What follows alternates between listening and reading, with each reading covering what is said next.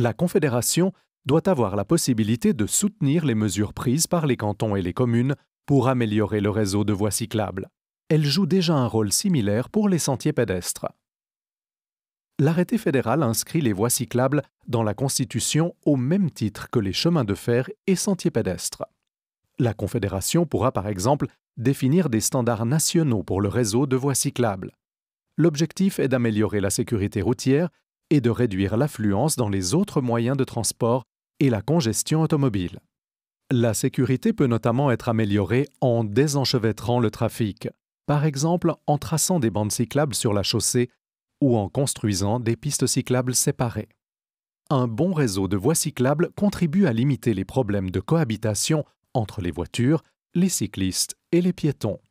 C'est d'autant plus important que, pour les cyclistes, le nombre de tués ou blessés a augmenté ces dernières années, alors qu'il a diminué pour les autres usagers de la route.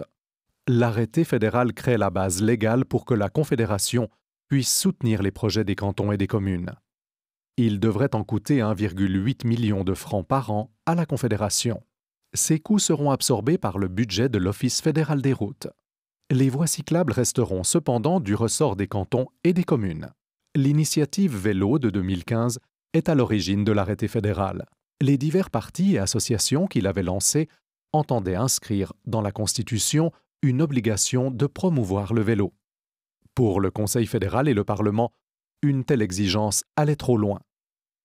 Aussi ont-ils opposé l'arrêté fédéral à l'initiative qui a été retirée.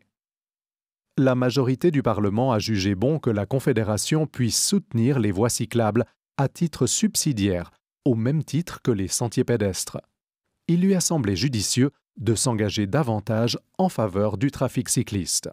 Une minorité a rétorqué que le trafic cycliste fonctionnait bien aujourd'hui et qu'elle ne voyait donc pas pourquoi la Confédération devait toucher à la souveraineté des cantons.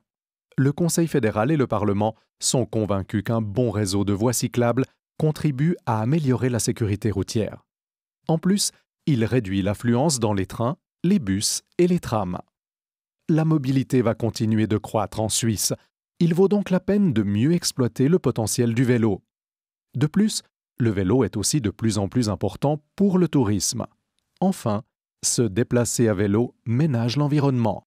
Pour toutes ces raisons, le Conseil fédéral et le Parlement vous recommandent d'accepter l'arrêté fédéral concernant les voies cyclables et les chemins et sentiers pédestres.